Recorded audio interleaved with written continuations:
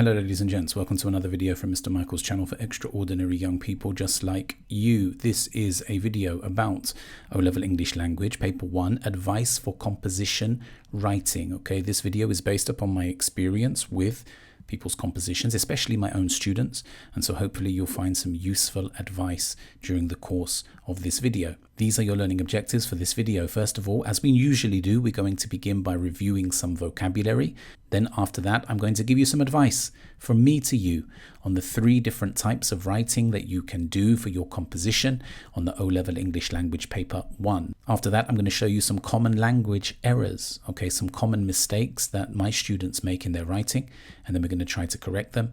And then finally, I'm going to give you an error correction task, which means that I will give you some sentences which contain some errors, and you will have to go away and correct them. Here is your starter activity. What you need to do now is you need to pause the video and you need to try and think of a synonym or a word or a phrase which describes the meaning of the words on the screen. The first word is agility, the second word is initiative, and the third word is thatch. Please write those down in your books. If you don't know them from the top of your head, then you may look them up online, but if I were you, I would try to do it from your head. Okay, pause the video. Please do that now. Okay, have you done that? Let's have a look at the meaning of these words. The first word is agility. Okay, agility is a noun and it means the ability to move quickly and easily. Okay, the ability to move quickly and easily. That can be literal in the sense that a person is able to move. Maybe they're flexible, maybe they're a gymnast. And it can also be figurative, the ability to think and understand quickly. So maybe you have an agile mind that you adjust quickly to new situations. The second word is initiative. That's also a noun. And that means to have the ability to assess and create things for oneself. You must take the initiative rather than waiting for your teacher to give you work, rather than waiting for somebody to give you instructions. You make decisions about your situation and you do what you think is right without being told to do something. Okay, it's very important in life to be able to take the initiative.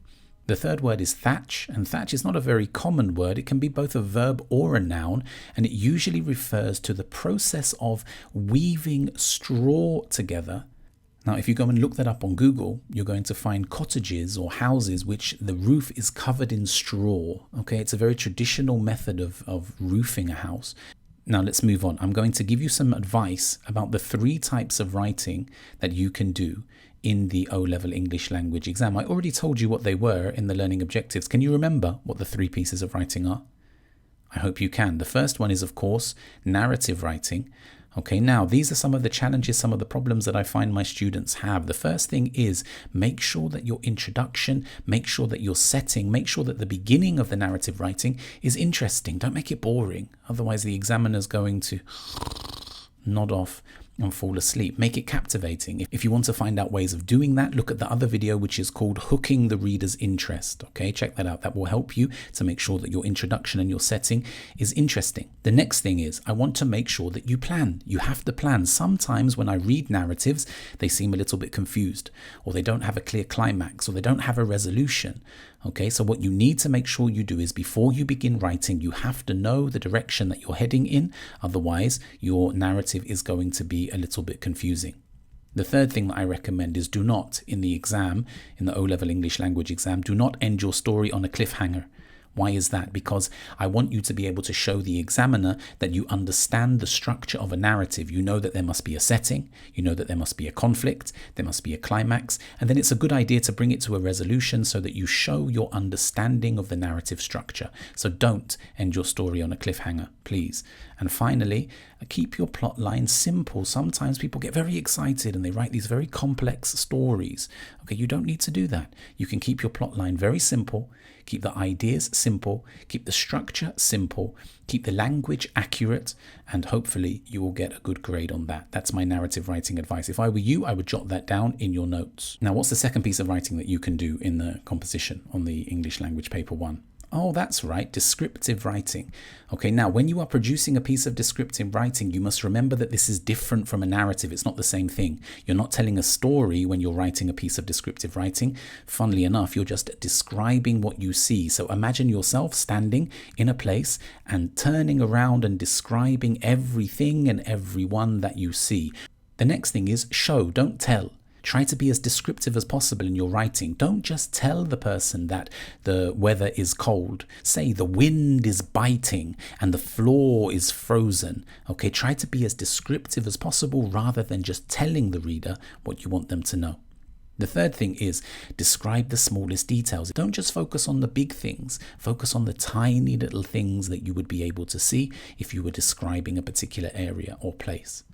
And the last one is use rich vocabulary. Okay, try to use as many descriptive words as you can. Also try to use metaphors and similes to make your writing super rich. Now, what's the third type of writing that you can do? The third one is an argumentative essay. I'm sure you knew that already. Now, the advice for the argumentative essay is make sure that you make your argument clear in the introduction. Okay, make sure that you clearly outline what you think about the question in the introduction. Then after that, you need to include a topic sentence in each paragraph. Make it very clear for the reader what the topic of this paragraph is about. The first sentence of the paragraph should be a clear topic sentence. Then the third piece of advice is have 3 content paragraphs in your argumentative essay. And in each paragraph, make sure that you provide evidence for your opinion. Okay, each paragraph is explaining the reason why you believe what you believe about the question. And the last point here is do not change your opinion in the conclusion. I see this a great deal, is that in the introduction, the student will say, I agree with this statement. But in the conclusion, they say, having thought about it, I disagree with this opinion. Okay, don't do that. Make sure that you stick to the same argument. Make sure that you stick to the same opinion in both your introduction and your conclusion. Now, what I want to do is I want to look at, as I mentioned earlier, some language errors, some common language errors that feature in people's compositions. Have a look at this. This is tenses. People frequently make mistakes in tenses, particularly when they're writing a narrative. What tense should a narrative generally be written in? What's that? The past tense, you say. Absolutely right. It should be written in the past tense. So have a look at this sentence, pause the video and correct it. Find out where are the mistakes here, where are the errors, particularly focusing upon the tense. And remember that a narrative, which this sentence is taken from, should be written in the past tense. Pause the video and try to correct the sentence. Did you do that? I hope so. Right, let's have a look at the corrected version here. Okay, it says, Mr. Liam then went back to teaching and the whole class proceeded to look to the front. Okay, not proceeds, because proceeds is present simple tense, and instead we should be using the past simple tense. So therefore, if you changed the word proceeds to proceeded, then you would be correct. Be careful of your tenses. If you are writing a narrative is generally written in the past tense. So try not to make mistakes in that area. Now, I often see students making mistakes in their narratives, in their compositions, with what's called agreements. Now, the word agreements means the relationship between the subject and the verb in a sentence. Okay, now have a look at this sentence. The person we are aiming to help are middle-aged, underprivileged woman named Leah. I would like you to now pause the video and to try to correct that sentence. How can you make it better? Now, have you done that? Okay, let's have a look at the corrected version. It says here, the person we are aiming to help is a middle-aged, underprivileged woman named Leah. If you have a look above, it says the person we are aiming to help are. But a person is singular, isn't it? So therefore, the correct agreement with the verb to be is the person we are aiming to help is. Not the person we are aiming to help are. That would be inaccurate. That would be incorrect. And we've also changed the word underprivilege to underprivileged. We've made it an adjective so that it describes the lady called Leah. Okay, have a look at this worksheet that I've put together. There are 4 sentences which are taken from some of my students' narratives. Okay, and so what I would like you to do is I would like you to have a read through them and try to correct them. If you don't have the opportunity to print it out, there's no problem. You can write out the original and then underneath you can write out the corrected version. And in a future video, I will provide you with the feedback on these so that you can check whether your answers are correct or not. Go and do that now. Go on. Okay, fantastic. If you've done that, that's pretty much the end of the lesson. But before we end the lesson, we have to check if we know the answer to these questions. Okay, tell me 3 pieces of advice for narrative writing. Tell me 2 common language errors found in composition writing.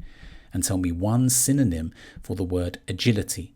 Okay, I hope that was useful, and I'll see you again in the future. Take it easy. Goodbye.